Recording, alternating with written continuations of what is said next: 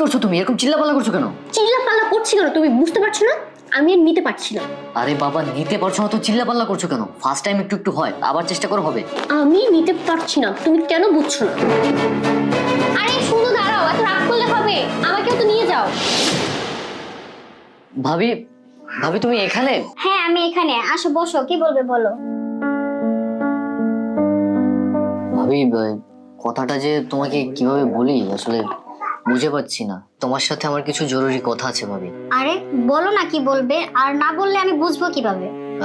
ভাবি, তোমরা যেই মেয়েটার সাথে আমার বিয়ে ঠিক করেছো, ওই মেয়েটাকে নিয়ে আজকে আমি হোটেলে গিয়েছিলাম। তোমাকে জানানো হয়নি, কিন্তু এখন বাধ্য হয়ে জানাচ্ছি তোমাকে। তা ঠিক আছে, মেয়েকে নিয়ে হোটেলে গেছো, আর তাছাড়া আজ বাদে কাল তো তোমাদের বিয়ে, তো আমাকে জানানোর কি আছে? তো মেয়েটা কেমন? আরে সেই জন্যই তো তোমার কাছে আসছি। বাবা মা ভাইয়া তুমি, তোমরা দেখে মেয়েটার সাথে আমার বিয়ের কথা একদম পাকা করে ফেলেছো। কিন্তু ভাবি দেখো, ওই মেয়েকে আমি কোনোভাবে বিয়ে করতে পারবো না। কি বলছো রাজু? বিয়ে করতে পারবে না মানে?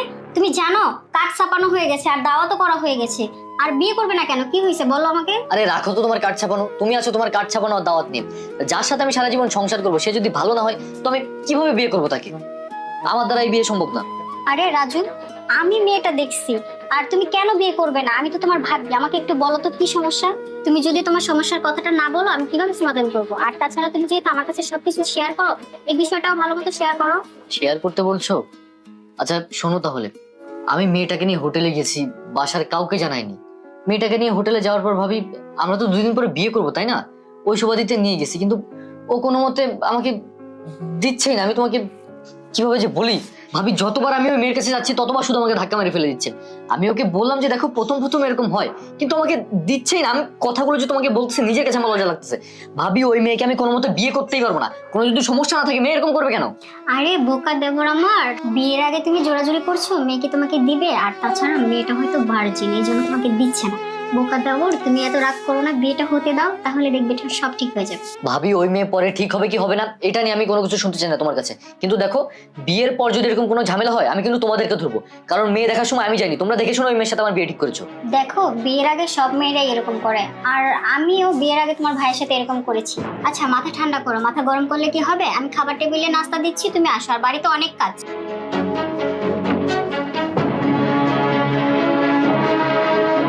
হ্যালো, তুমি কি আমার উপরে রাগ করেছো?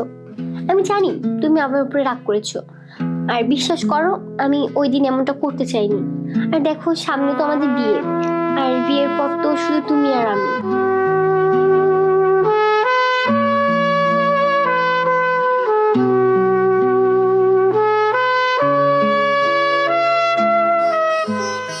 দেখি ঘোমটাটা খুলো। বাহ, মাশাআল্লাহ, আজকে তোমাকে অনেক সুন্দর লাগছে। মনে হচ্ছে আসমানের চাঁদ যেন আবার ঘরে নেমে এসেছে। আপনাকে অনেক সুন্দর লাগছে। আজকে আমাদের বাসরাত। একটা কথা কি জানো, এই রাতের জন্য সকল ছেলেরাই অপেক্ষা করে বসে থাকে, এমনকি আমি অপেক্ষা করেছিলাম। তুমি তো আমাকে বলেছিলে যে বিয়ের আগে কোনো কিছুই হবে না, কিন্তু দেখো আজকে তো তুমি আমার বিয়ে করা স্ত্রী। এখন তো যা ইচ্ছা তাই করতে পারি, তাই না? তো আমি চাই এখন তুমি আমাকে মন ভরে আদর করো।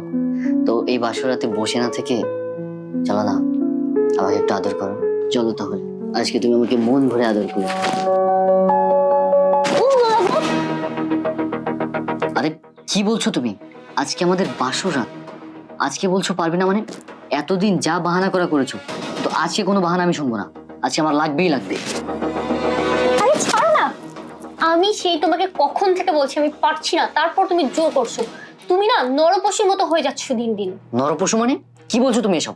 আমি তোমার স্বামী, তুমি আমার স্ত্রী। এতদিন বিয়ের আগে তুমি বলেছো আমি পারবো না, আমার দ্বারা হবে না, আমি আর নিতে পারছি না, কিন্তু এখন তুমি আমার স্ত্রী। আমি যা বলবো তাই তোমাকে করতে হবে, আমার হক তোমাকে দিতেই হবে। তুমি যতই না করো আমি তোমাকে ছাড়বো না। আমার একটা চাহিদা আছে, আমার একটা চাওয়া পাওয়া আছে, সেটা যদি তুমি না দিতে পারো তুমি কিসের মেয়ে মানুষ? দেখো রাজু, আমি পারছি না, তুমি বোঝার চেষ্টা করো। আমি নিতে পারছি না, আমাকে একটু সময় দাও সবকিছু ঠিক করার। আমি চেষ্টা করবো, বললাম তো।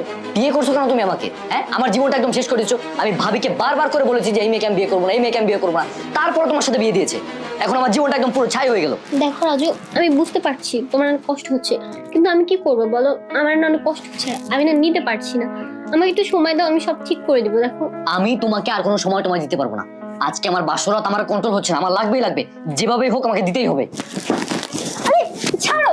আরে বাবা বললাম তুমি পারছি না তারপরে তুমি জোর করছো আমাকে, বুঝলাম না কিছু। তোর বালের বাসু তুই করা গেলকা বসে আমার জীবনটা পুরো ত্যাস করে দিল। আরে শোনো, আমার কথাটা তো শুনবে, এভাবে রাগ করে চলে যেও না। ভাবি ভাবি ভাবি এই ভাবি ভাবি তুমি ঘুমাচ্ছ? আমার জীবনটাকে তছনছ করে দেখেন তুমি আরামের ঘুম ঘুমাচ্ছ। এই উঠো, তোমার সাথে আমার কথা আছে। এখন তুমি সারাদিন কাজ কাম করছি, একটু ঘুমাতেও কি পারবো না? না তুমি ঘুমাইতে পারো না, আমার ঘুম হারাম করে দিয়ে তুমি এখানে শান্তিতে ঘুমাচ্ছ। তুমি ওঠো, তোমার সাথে আমার কথা আছে। আরে একটু ঘুমিয়ে পড়ছিলাম, সারাদিন কাজ কাম করে ক্লান্ত হয়ে গেছি, আর বাড়ি ভর্তি মেহমান, একা হাতে সামলাতেও তো কষ্ট হয়। বলো কি হয়েছে বলো। কি হয়েছে জিজ্ঞাসা, কি হয়েছে কি হয় নাই তাই জিজ্ঞেস করো। তোমাকে আমি বিয়ের আগে বলছি যে এই মেয়ের সমস্যা আছে, এই মেয়েকে আমি বিয়ে করবো না। তারপরে তোমরা জোর জবরদস্তি এই মেয়ের সাথে আমার বিয়ে করাইছো, বলছো যে বিয়ের পরে সমস্যার সমাধান হয়ে যাবে। কই আজকে তোমাদের বাসুরাত, আজকেও আমার সাথে দিচ্ছে না। দেখ এত রাত্রে আসছো তুমি এইসব বিষয় না আমার সাথে কথা বলতে, তাই না? আর বিয়ে করছো প্রথম এরকম হয়, ঠিক আছে, মাথা গরম করলে তো আর হবে না, তাকে একটু বুঝাও, দেখো ঠিক বুঝে যাবে। আর দু একদিন সময় দিলে ও এমনিতেই তোমাকে দিবে, তোমার মাথা গরম করার কোনো কারণ নেই। যাও আমি একটু ঘুমাই, যাও। তুমি আমার ঘুমাইতে বলতেছো ভাবি, মাথা গরম করতে না করতেছো? আরে মাথা গরম করবো না তো কি করবো? বিয়ের আগেও তোমার বলছি যে এই মেয়ের সাথে আমি বিয়ে করবো না, মেয়ের সমস্যা আছে, তারপরে তোমরা ধরে বেঁধে আমার বিয়ে করাই দিছো। এখন সংসারটা তো আমার করতে হবে সারা জীবন, তাই না? এখন আমি যদি তার সাথে সুখী না হই, আমি এই দুঃখ কার কাছে যা বলবো? আমার এদিকে পানি শুকিয়ে যাচ্ছে, আমি পারতেছি না।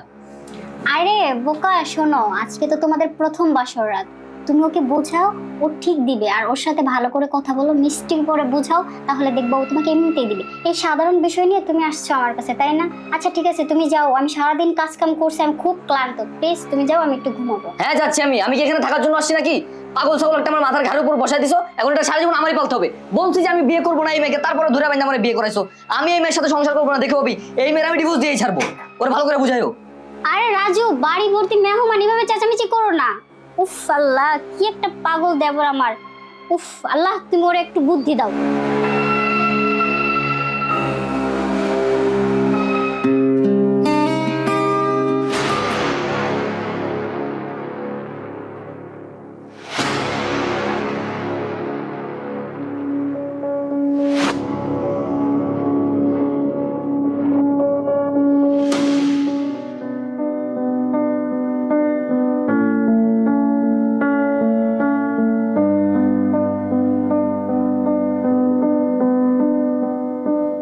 ভাবি এই যে জানি। ও আচ্ছা তুমি আসছো। আচ্ছা বসো, তোমার সাথে কথা আছে। আচ্ছা ঠিক আছে বলুন। আচ্ছা তোমাদের সবকিছু ঠিকঠাক মতো আছে তো? মানে কালকে রাত্রে দেখলাম যে আমার দেবরটা এসে আমার সাথে রাগারাগি করছে, তুমি নাকি ওর কোনো কথা শুনছো না। মানে কোনো প্রবলেম হলে আমাকে বলতে পারো, আসলে ওর একটু মাথা গরম তো, একটু বুঝিয়ে শুনিয়ে নিও। আরে না না ভাবি, সেরকম তো কোনো সমস্যা নেই, থাকলে আমি আপনাকে বলতাম। আচ্ছা শোনো না, যদি কোনো প্রবলেম থাকে তাহলে নিজের বোনের মতো মনে করে আমাকে সবকিছু বলতে পারো। আর তাছাড়া রাজু ওর সবকিছু আমার কাছে শেয়ার করে, এই জন্যই তো দেখো কালকে রাত্রে এসে আমাকে মানে বলতেছে তুমি নাকি ওর সাথে কথা বলছো না, আরো অনেক কিছু বলছে। মানে তুমি চাইলে আমাকে বলতে পারো, তোমার কি সমস্যা আমার কাছে শেয়ার করতে পারো। আরে না ভাবি, তেমন কিছু না, আর আপনিও না। আচ্ছা থাকেন আমি যাই। আরে শোনো না, লজ্জা পেও না মিম। ভাবি তুমি এখানে বসে আছো আর আমি তোমার পুরো বাড়ি খুঁজতেছি। দেখো ভাবি, আমার আর ওর সাথে সংসার করা একদমই পসিবল না। আমি এখনই ওর বাবা মাকে কল দিতেছি, ওরা বললো নিয়ে যেতে, ওকে আমি ডিভোর্স দিয়ে দেবো, ওর সাথে আমি সংসার করবো না। আরে কি হয়েছে বলো তো আমাকে, তারপরে কল করো। কি হয়েছে তুমি বুঝতে পারতেছো না? আমি তোমার বিয়ের আগে থেকে বলতেছি যে এই মেয়ের বিয়ে করবো না, মেয়ের ভিতর সমস্যা আছে, তারপরও বারবার তোমাদেরকে বোঝানোর পরে ধৈরা বাইন্দা মেয়ের সাথে আমার বিয়ে দিয়ে দিছো। বাসরাত গেল কালকে আমার, বাসরাতে মানুষে কি করে যা দিয়ে ঘুমাইতেছে, কেমনটা লাগে? এই মেয়ের সাথে ভাবে আমি সংসার করতে পারবো না, ওর বাবা মাকে কল দাও, বলো ওরে নিয়ে যেতে, ওরা আমি ডিভোর্স দিব। আমি আর পারতেছি না, আমার দ্বারা একটা সেকেন্ড আর পসিবল না। আজকে রাতে আবার কি হলো বলো? আবার জিজ্ঞাসা কি হয়েছে? কি আর হবে, প্রতিদিন যেটা হয় সেটাই হয়েছে। আমি বুঝলাম না, প্রতিদিন সে এক ঝামেলা। ভাই তোমাদের ঝামেলা তোমরা মিটাও না, আমার কাছে কেন আসো বারবার? যাও ওকে যেভাবে পারো বুঝাই নাও, সবে মাত্র বিয়ে হয়েছে, এরকম পাগলামি করলে কি হয় বলো? যাও বুঝাই বলো, ও ঠিক তোমাকে দিবে, এরকম ঝামেলা করতে হয় না। যাও। আচ্ছা ঠিক আছে, যা বুঝানো আমি বুঝে গেছি। ঝামেলা একটা আমার ঘাড়ের উপর উঠাই দিছো, এখন বিচার দিতে আসলে তোমার কাছে ঝামেলা মনে হয়, তাই না? আমি বিয়ের আগে বারবার করে বলছি যে আমি বিয়ে করবো না, আমি বিয়ে করবো না, তারপরেও বিয়ে করাই দিছো। এখন আমার যা করার আমি করতেছি, ঠিক আছে? আরে এত মাথা গরম করলে হয়? একটু বুঝাই বললেই তো হয়। কি একটা অবস্থা আল্লাহ, কেন যে আমি বিয়েটা দিতে গেলাম, এখন সব ঝামেলা আমার ঘরে। আপনি কি আমার উপরে রাগ করে আছেন? না, আমি তোমার উপর কেন রাগ করবো? দেখেন, আমি জানি আপনাকে আমি সাংসারিক জীবনে সুখ দিতে পারছি না, কিন্তু আমি চেষ্টা করব। আপনি রাগ করে থাকেন না। আমি কি চেয়েছিলাম আর কি পেলাম? আচ্ছা, তো কথা না বাড়াই, চলো শুয়ে পড়ি। আরে আপনি এমন কেন করছেন? আর তুমি এমন করতেছো কেন? বুঝতে পারছি, আজকেও তুমি এই একই বাহানা করবে, তাই না? কিন্তু কি করবো বলেন, আমার না অনেক কষ্ট হচ্ছে। তুই সারা জীবন তোরে মারিয়ে নেওয়া নিয়ে তুই পড়ে থাক। আমি আজকেই তোর বাবার কল দিব, বলবো তোর এই বাসা থেকে নিয়ে যেতে, তোর আমি ডিভোর্স দিয়ে দেবো, থাকবো না তোর সাথে আমি। কর তোর সংসার তুই। আরে শোনো না।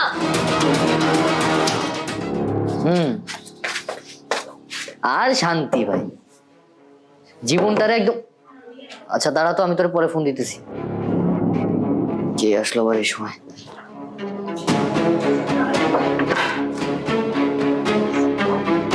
আসসালামু আলাইকুম। ওয়ালাইকুম আসসালাম। আচ্ছা জামাই বাবাজি, এত জরুরি ভাবে ফোন দিলা যে শত ব্যস্ততার মধ্যে আসতে বাধ্য হলাম। আমার মেয়ের সাথে তোমাদের কোনো ঝামেলা হয়েছে নাকি? না, কোনো ঝামেলা না, ডাক দিছি আপনাদেরকে আসলে কিছু কথা বলার জন্য। আর বাবা মা, আপনারা কিভাবে পারলেন জেনে শুনে এরকম একটা কাজ আমার সাথে করতে? আপনারা তো আগে আমাকে বলতে পারতেন, তাই না? বাবা কি হয়েছে আমাকে সব খুলে বলো। আমার মেয়ে কি কিছু করেছে? আপনার মেয়ে কি করছে না করছে আমার থেকে শোনার দরকার নাই, আপনার মেয়ে আসুক, আপনার মেয়ের মুখে থেকে শুনেন। এই মিম, মিম, দেখেছো জামাই বাবাজি কি বলছে? বিয়ে দিতে না দিতেই তোমার মেয়ে শ্বশুর বাড়ি এসে ঝামেলা ফাঁকাইছে। তোমাকে কতবার বলছি এত অল্প বয়সে বিয়ের ব্যবস্থা করো না। হ্যাঁ, আদব কাজে ভালোভাবে শেখাও, ও ভালোভাবে সংসারটা বুঝুক, নিজেকে চিনুক জানো, তারপরে বিয়ের ব্যবস্থা করো। তা না করে অল্প বয়সে বিয়ে দিছো, এখন শ্বশুরের সাথে, শাশুড়ির সাথে, ভাই বোনের সাথে, স্বামীর সাথে কিভাবে আচরণ করতে হয় জানে না। এই কি ঝামেলা পাকাইছে? তোমার আদর মেয়ে চলে আসছে। হ্যাঁ মেয়ে, তুমি শ্বশুর বাড়ি আসতে না আসতে কি ঝামেলা পাকাইছো? হ্যাঁ, তোমার এই জামাই বাবাজির সাথে কিভাবে আচরণ করতে হয়, এই সংসারের সাথে কিভাবে মিশে চলতে হয় তুমি জানো না? আরে এখানে চিল্লাচিল্লি হচ্ছে কেন? আর তালে সাহেব আপনারা কখন আসলেন? এই তো মাই এখনই আসলাম। জামাই বাবাজি এমন ভাবে ফোন করলো যে শত ব্যস্ততার মধ্যে আমি আসতে বাধ্য হলাম। কি হয়েছে? আমার মেয়ের সাথে কোনো ঝামেলা হয়েছে কিনা তোমাদের? আরে না না তাও সাহেব, কি বলছেন আপনি এসব? আর মিম অনেক ভালো, ও তো কোনো কিছু করেনি। আচ্ছা ঠিক আছে, এই তোমরা যাও তো উপরে, আমি বলছি আপনাকে। ভাবি আজকে আর একটা ভিত করেই ছাড়বা। আরে তুই যা তো। তালে সাহেব আপনার মেয়ে অনেক ভালো, আর ও তো কোনো ঝামেলা করে না বা আমাদের সাথে কারোর সাথে বেয়াদবিও করে না। আসলে আমার দেবরটা একটু মাথা গরম, তো এই জন্য হয়তো আপনাদের ফোন দিয়ে মানে আসতে বলছে। আপনারা মুরব্বী মানুষ, আপনাদেরকে কিভাবে যে বলি। আচ্ছা মা, তুমি কোনো সংকোচ করো না। কি সমস্যা হয়েছে, সমস্যাগুলো আমার কাছে একটু খুলে বলো। দেখো মা, আমার মেয়েটা ছোট তো কিছু বুঝে না, তোমরা সবকিছু মানিয়ে নাও একটু। আসলে মা ওই তেমন কিছু না, ও অনেক ভালো, আর ও এমন কোনো অন্যায় করে নাই যে আপনাদের কোনো সমস্যা হবে। ও এমনিতে ভালো আছে। আসলে কি বলবো আপনাদেরকে, নতুন বিয়ে হয়েছে বুঝিনি তো, আর আমার দেবরটাও ছোট, ও ছোট, দুজনের মানায় নিতে একটু কষ্ট হবে। আচ্ছা যাই হোক, সবকিছু আপনাদের বুঝাই বলবো। আসেন আপনারা নাস্তা করবেন, তারপরে ঠান্ডা মাথায় সবকিছু শুনবেন। মারে, নতুন আত্মীয় করছি, মেয়ে শ্বশুর বাড়ি একটা সমস্যার ভেতরে জড়িত আছে। এই সমস্যার কথা না শুনে কি আমি কিছু খাওয়া দাওয়া করতে পারি মা? বড় দুশ্চিন্তার ভেতর আছি মা, আগে কথাটা বলো। আসলে আপনারা তো মুরব্বী মানুষ, আপনাদেরকে কিভাবে বলি, নিজের বিবেকেও বাধে, তারপরও বলতেই হয়, সমাধান তো একটা করতে হবে তাই না? আসলে ওদের বিয়ে হয়েছে 1 সপ্তাহ হয়ে যায়, কিন্তু মানে এখনো ওদের শারীরিক সম্পর্কটা হয়নি। আর আমার মনে হচ্ছে মিমের কোনো প্রবলেম আছে। আমার দেওর বারবার আমাকে গিয়ে বলে ও নাকি ওর কাছে যাইতে দেয় না, বা ওর কোনো কথাই নাকি ও শুনে না, মানে এমন কিছু একটা। এখন কি করা যায়, এই জন্যই হয়তো আপনাদেরকে ডাকছে। আচ্ছা তাই সাহেব, আপনারা একদম চিন্তা করবেন না, ঠিক আছে? আপনারা আসছেন, খাওয়া দাওয়া করেন, মাথা ঠান্ডা করেন, আর একটা গাইনি ডাক্তারের সাথে কথা বললে ওর প্রবলেমটা ঠিক হয়ে যাবে। আসেন আপনারা, আমাদের বাড়িতে আজকে প্রথম আসছেন, ভালো মন্দ রান্না করবো, খেয়ে তারপরে যাবেন। রাজু সাহেব, আপনাদের কি প্রবলেম আমাকে খুলে বলতে পারেন? ম্যাডাম, সমস্যা আসলে আমার না, সমস্যা হচ্ছে আমার ওয়াইফের। আমরা বিয়ে করেছি আজকে 1 মাস হচ্ছে, কিন্তু এই 1 মাসের ভিতরে আমাদের ভিতর কোনো শারীরিক সম্পর্ক হয়নি। আমি যখনই তার কাছে যাই সে আমাকে ধাক্কা মেরে ফেলে দেয়, সে বলে নাকি তার ব্যথা করছে। তো এরকম করে যদি চলে তাহলে তো একটা মানুষের সাথে সংসার করা পসিবল না। তো এখন আপনি চেক আপ করে বলেন যে কার সমস্যা এখানে। আচ্ছা ঠিক আছে রাজু সাহেব, আপনি যা বলছেন আমি বুঝতে পারছি, এটা নিয়ে ঘাবড়ানোর কোনো কিছুই নেই। আমি আপনাদের দুজনকে একটা টেস্ট দিচ্ছি, টেস্টটা করে যে রিপোর্টটা আসবে সেটা দেখে আমি বলতে পারবো যে কার প্রবলেম। ও রাজু সাহেব, আপনারা এখনো বসে আছেন? আই এম ভেরি সরি, আসলে আমার একটু লেট হয়ে গেছে। আপনাদের রিপোর্টগুলো চলে আসছে, কার প্রবলেম সবকিছু রিপোর্টে লেখা আছে। দাঁড়ান। জি ম্যাডাম, এতক্ষণ আপনার জন্য অপেক্ষা করতেছিলাম, রিপোর্টটা দেখান। হ্যাঁ রাজু সাহেব, আমি রিপোর্টটা চেক করলাম, চেক করে যা দেখলাম আসলে প্রবলেমটা আপনার না, প্রবলেমটা হচ্ছে আপনার ওয়াইফের। আমার ওয়াইফের সমস্যা মানে? ম্যাডাম, আমি তো আসলে কিছুই বুঝতে পারছি না। আপনি যদি আমাকে একটু বুঝিয়ে বলতেন তাহলে বুঝতে সুবিধা হতো। রাজু সাহেব, প্রথমেই বলছি এই আলোচনাটা খুবই গোপনীয়। তাছাড়া আপনার স্ত্রীর পরীক্ষা নিরীক্ষা করে যা আমরা দেখলাম, আপনার স্ত্রীর শরীরের কিছু শারীরিক গঠন অন্য নারীর চেয়ে ভিন্ন। ম্যাডাম কি বলছেন? শারীরিক গঠন ভিন্ন মানে? রাজু সাহেব, আমি আপনাকে বুঝিয়ে বলছি। আমাদের সমাজে এমন কিছু মানুষ আছে যারা জন্মগত শারীরিক বৈশিষ্ট্য নিয়ে জন্মায়, যেটাকে আমরা ছেলেও মনে করি না, মেয়েও মনে করি না। আমাদের চিকিৎসা বিজ্ঞানে বলা হয় ইন্টারসেক্স কন্ডিশন। আই মিন আপনার বউ একজন থার্ড জেন্ডার। কি বলছেন ম্যাডাম? আমার স্ত্রী থার্ড জেন্ডার মানে? আপনি কি দেখে শুনে বলছেন? হ্যাঁ, আমি ঠিক বলছি। আপনার স্ত্রী একজন হিজড়া। তাছাড়া সে জন্ম থেকেই হিজড়া। তার বাবা মা যদি উন্নত মানের চিকিৎসা করাতো হয়তো ভালো হতো। তবে এখনো সলিউশন আছে, যেমন আপনি যদি তাকে বাইরের দেশে নিয়ে ভালো মানের চিকিৎসা করান তাহলে হয়তো সে সুস্থ হতে পারে। আচ্ছা ঠিক আছে ম্যাডাম, থ্যাংক ইউ। তাহলে আসি আমরা এখন। আচ্ছা, আপনারা যাওয়ার জন্য এত উতলা হয়েছেন কেন? আসছেন, ঠিকমতো খাওয়া দাওয়া করেন, বেড়ান 2-1 দিন, তারপরে যাবেন। দেখো মা, বাড়িতে অনেক কাজ ফেলে এসেছি, তাছাড়া ইমামতি করি, পুরা গ্রামের দায়িত্ব আমার উপরে। এরপরেও দেখো ওষুধের দোকান আছে, সেখানে আমি যদি না থাকি তাহলে দোকানে অনেক কাস্টমার আসে, তারা অনেক ক্ষতিগ্রস্ত হয়ে যাবে। কথা বুঝছো? এই জন্য দেরি করা সম্ভবই না। আচ্ছা, আপনারা বসুন না, আর থাকেন আমাদের বাসায়, বেড়ান। আর ওরা ডাক্তার কাছে গেছে, দেখি কি হয়। আর এইসব ঝামেলা প্রতিদিন আমারও ভালো লাগে না।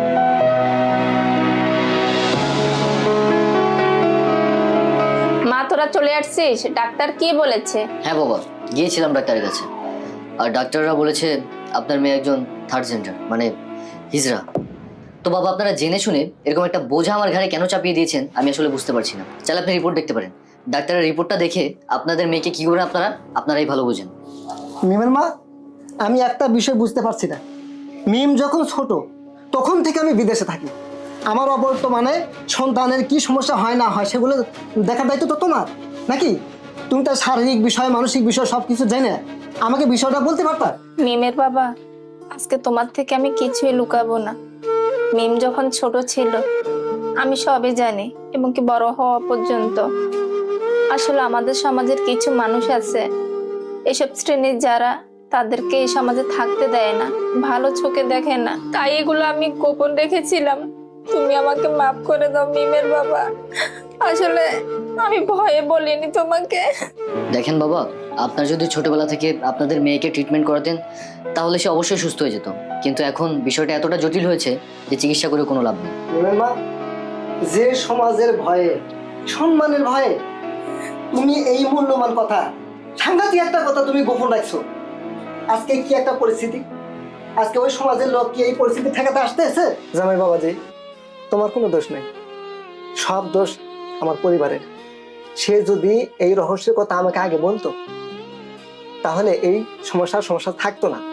কারণ চিকিৎসা বিজ্ঞান এখন অনেক উন্নত হয়েছে, এগুলোর ট্রিটমেন্ট দেশে না হলে বিদেশে হয়তো। বাবাজি, নিজের বিচার মানসিক দেওয়া যাবে না। জামাই বাবাজি, তুমি মনে কষ্ট নিও না, আমি আমার মেয়েকে নিয়ে যাচ্ছি। আসো, আমার দাঁড়িয়ে আছে। আসো।